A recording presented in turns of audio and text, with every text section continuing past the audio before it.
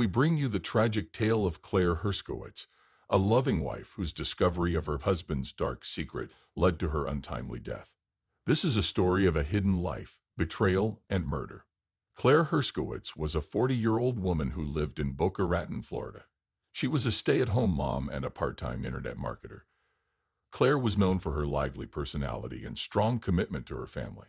She had a husband named David, who was 45, and two children, Greed, 12, and Block 9. Claire was very close to her family and friends and had built a successful career working from home, helping small businesses improve their online presence. She was good at what she did and enjoyed helping others succeed. Her work was featured on local business websites and in the Boca Raton Tribune. Claire's husband, David, owned a fishing tour company. To the outside world, he seemed like a devoted husband and father. However, as we will discover later, David had many secrets. Claire was very active in her community. She volunteered at Greed and Block School, Pinecrest School, and was part of the PTA. She helped organize school events and fundraisers. She also loved to bake and often brought cookies and cakes to school events and community gatherings. In the days before her death, Claire was busy planning a family vacation to Disney World. She was looking forward to spending quality time with her family. Claire also had dreams of expanding her internet marketing business. She was working on a new project for a local restaurant and was excited about the possibilities it brought. Claire's life seemed perfect to many. She had a loving family, a successful career, and was well-liked in her community. However, everything changed in March 2016 when she discovered a dark secret about her husband's double life. This discovery would lead to her tragic and untimely death. On the morning of March 18, 2016, at around 8:00 a.m., Mark Stevens, Claire Herskowitz's next-door neighbor, made a shocking discovery.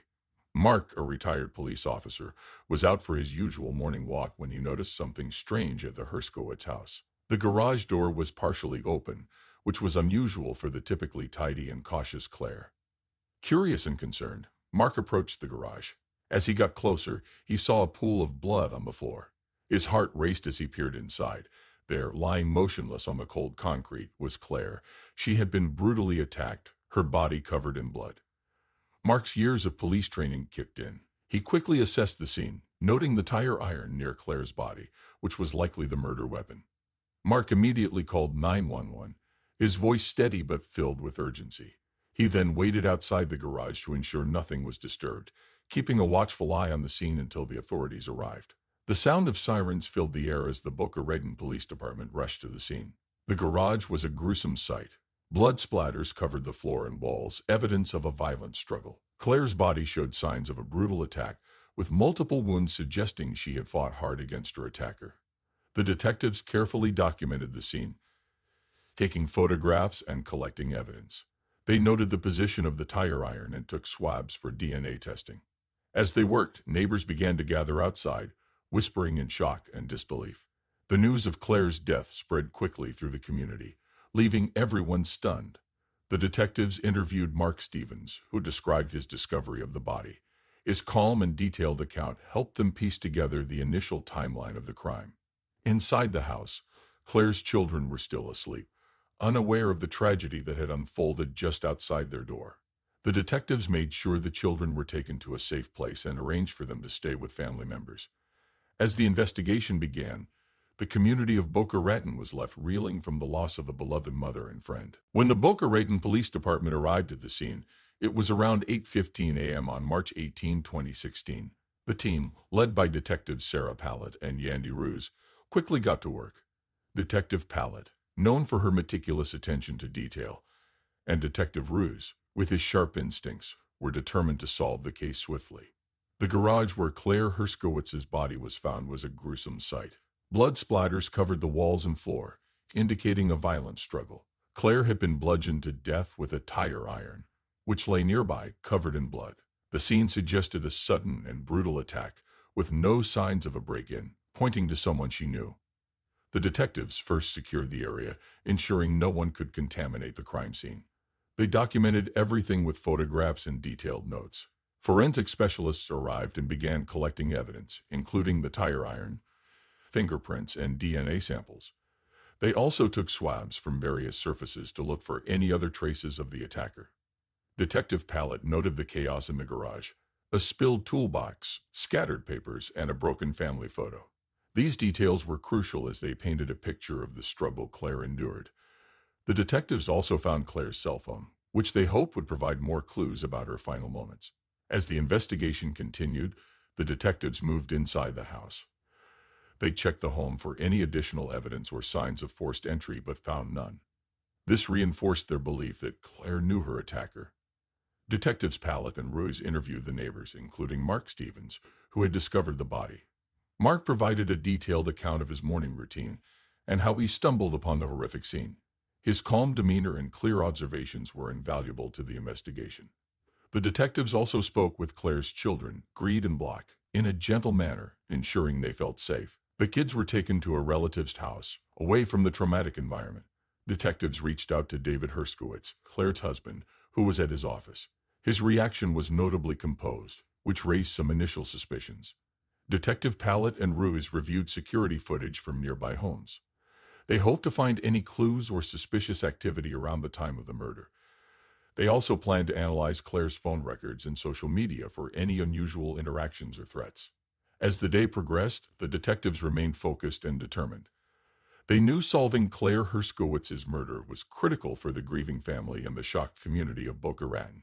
Every piece of evidence, no matter how small, was vital in their quest for justice. The first suspect in Claire Herskowitz's murder was her husband, David Herskowitz.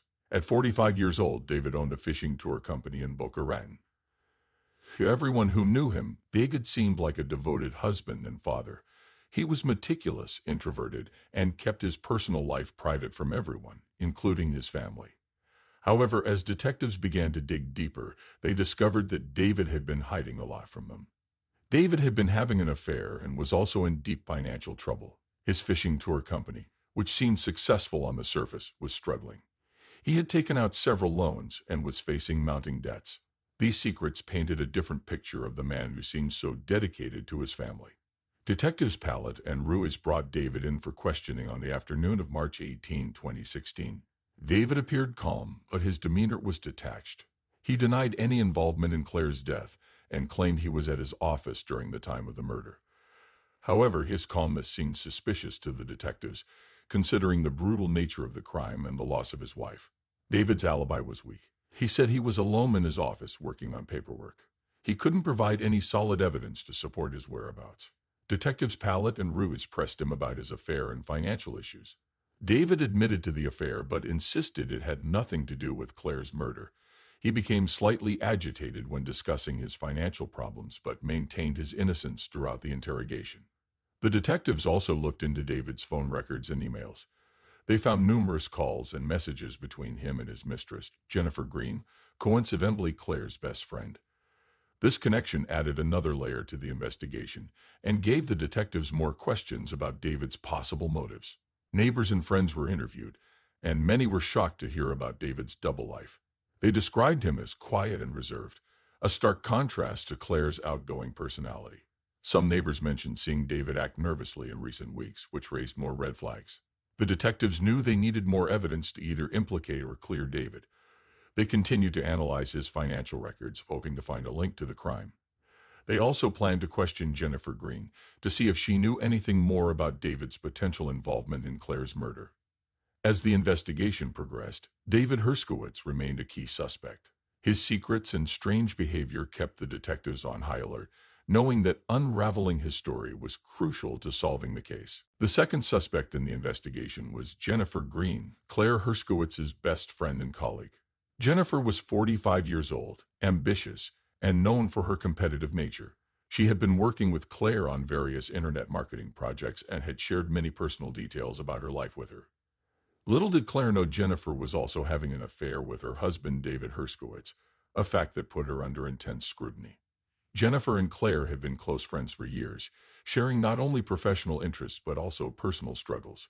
Jennifer had confided in Claire about her troubled marriage, which had created a bond between them. However, the revelation of her affair with David suggested a more complicated relationship, potentially filled with jealousy and rivalry. On March 19, 2016, detectives Pallett and Ruiz brought Jennifer in for questioning.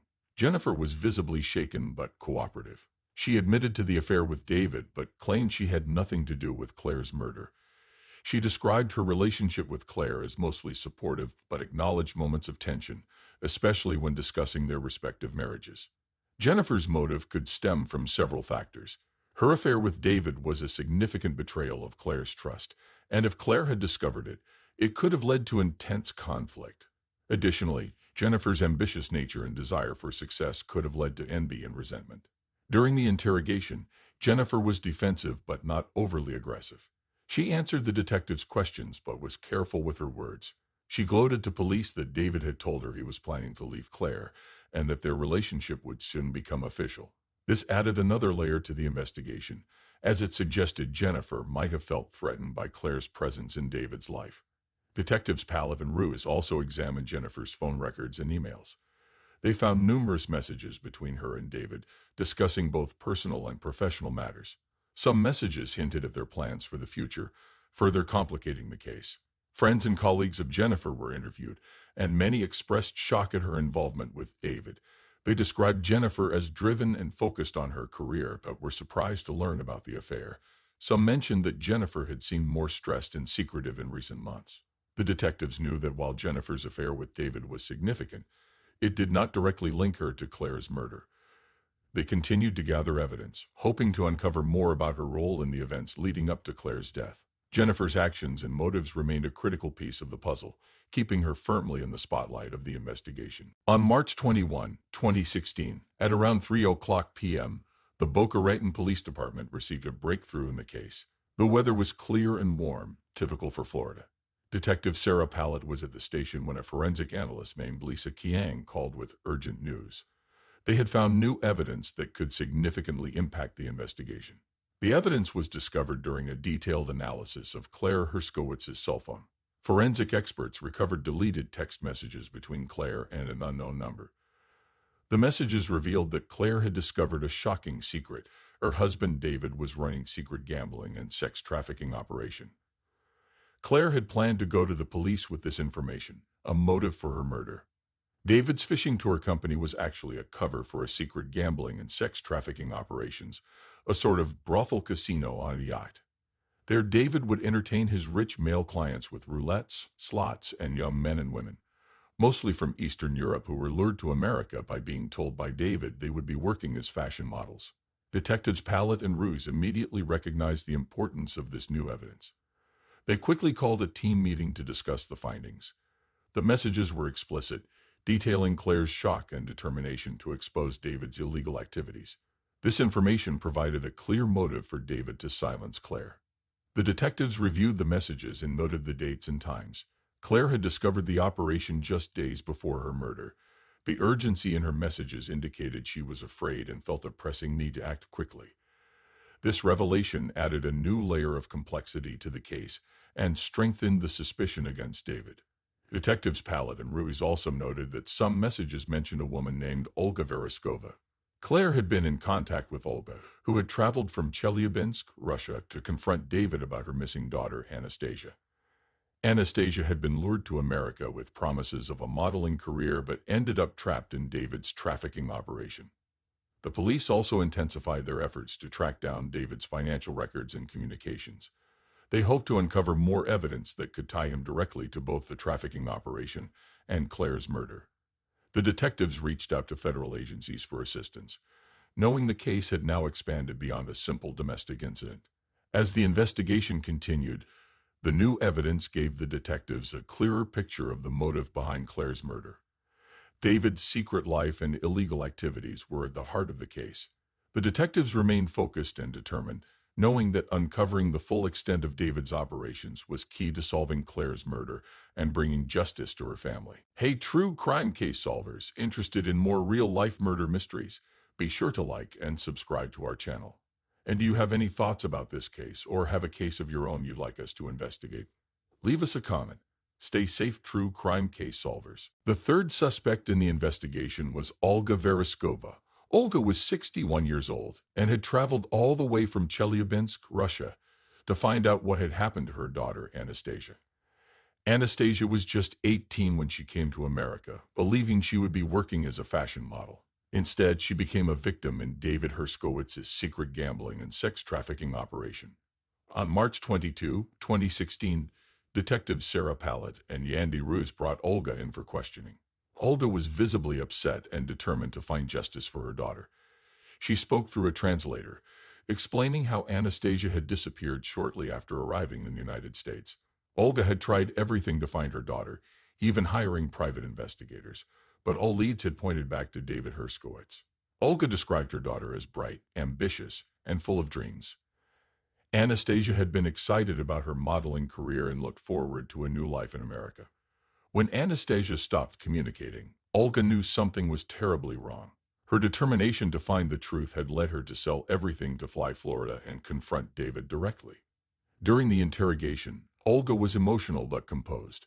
She recounted how she had met with Claire Herskowitz in the days leading up to Claire's murder. Claire had been sympathetic and promised to help Olga expose David's operation. This meeting had occurred just 2 days before Claire's death, making Olga a key witness. Olga's motive for wanting to confront David was clear. She wanted answers about her daughter's disappearance and was willing to do anything to get them. However, the detectives found no evidence linking Olga to Claire's murder. Her emotional state and detailed account of her search for Anastasia painted her as a grieving mother rather than a suspect. The detectives continued to press Olga for more information about David's operations. Olga revealed that she had gathered documents and records about David's illegal activities, hoping to use them to pressure him into revealing Anastasia's whereabouts. She handed over these documents to the detectives, providing crucial evidence to further their investigation. Friends and acquaintances of Olga in Russia described her as a determined and caring mother. They said she was relentless in her search for Anastasia and had exhausted all resources to find her. Her journey to America was her last hope to uncover the truth. With Olga's testimony and the documents she provided, Detectives Pallet and Ruiz had more evidence to connect David to both the trafficking operation and Claire's murder. Olga's involvement highlighted the international scope of David's crimes and the far-reaching impact of his actions. As the investigation progressed, Olga remained a crucial part of the case. Her unwavering determination to find justice for her daughter and her cooperation with the detectives brought them closer to uncovering the full extent of David's criminal activities. On March 24, 2016, after piecing together all the evidence, the Boca Raton Police Department identified David Herskowitz as Claire's murderer. David, 45, owned a fishing tour company, but his seemingly perfect life hid a dark secret. His operation was a cover for illegal gambling and sex trafficking. David's motive for killing Claire was clear. Claire had discovered his secret life and planned to expose him to the authorities. Fearing the collapse of his personal and professional life, David decided to silence her permanently. The police gathered enough evidence to arrest David, including his phone records, financial documents, and the deleted text messages between him and Claire. At 10:00 a.m., Detectives Sarah Pallet and Yandy Roos arrived at David's office. The atmosphere was tense as they approached. David was in a meeting, discussing his business plans, when the detectives entered. They calmly informed David of his arrest. David's reaction was a mix of shock and resignation. He didn't resist but maintained his innocence, claiming that he was being framed. The detectives handcuffed David and read him his rights. They then escorted him out of the building, where a crowd of curious onlookers and media had already gathered. News of the arrest spread quickly through the community, leaving everyone in disbelief. Claire's family was devastated but relieved that the police had finally identified her killer. The community of Boca Raton shared their pain, mourning the loss of a beloved mother and friend. The police continued their investigation to ensure they had a solid case against David. They uncovered more details about his illegal activities, linking him to the gambling and sex trafficking operation. The evidence painted a clear picture of a man desperate to protect his double life, willing to go to any lengths to keep his secrets hidden. David's arrest was a significant step towards justice for Claire. It also brought hope to Olga Vereshkova, who still sought answers about her daughter, Anastasia. The police reassured Olga that they would continue to investigate David's criminal network, hoping to find more victims and bring them justice as well. As David was led away in a police car, the residents of Boca Raton hoped for a swift and fair trial. Claire's murder had rocked the community, but her courage in uncovering David's crimes inspired many. The detectives remained committed to seeing the case through, determined to honor Claire's memory by ensuring her killer faced the full extent of the law. The trial of David Herskowitz began on August 1, 2017 in Boca Raton. The prosecution was led by Assistant District Attorney Karen Whitfield, known for her tenacity and keen sense of justice. Karen, 38, had a reputation for being tough on crime and was determined to see David held accountable for Claire's murder as other illegal activities. The prosecution's argument centered on the mountain of evidence against David. Karen presented the deleted text messages between Claire and David, financial records showing his debts, and testimonies from various witnesses, including Claire's family and friends. The jury listened intently as Karen detailed how David's secret life led him to kill his wife to prevent her from exposing his illegal activities. On the defense side was attorney Richard Palmer, a 45-year-old known for his sharp legal mind and calm demeanor. Richard argued that David was being framed and that the evidence was circumstantial. He tried to cast doubt on the validity of the text messages and suggested that other individuals involved in David's illegal operations had more to gain from Claire's death. Throughout the trial, Claire's family was present, their faces etched with grief and determination. They watched every moment, hoping for justice. Michelle, Claire's sister, often wiped away tears as she listened to the details of her sister's last days and the brutality of her murder. The trial lasted 3 weeks, with both sides presenting compelling arguments. However, the prosecution's evidence was overwhelming. On August 24, 2017, the jury delivered a unanimous verdict. David Herskowitz was found guilty of first-degree murder, illegal gambling, and sex trafficking.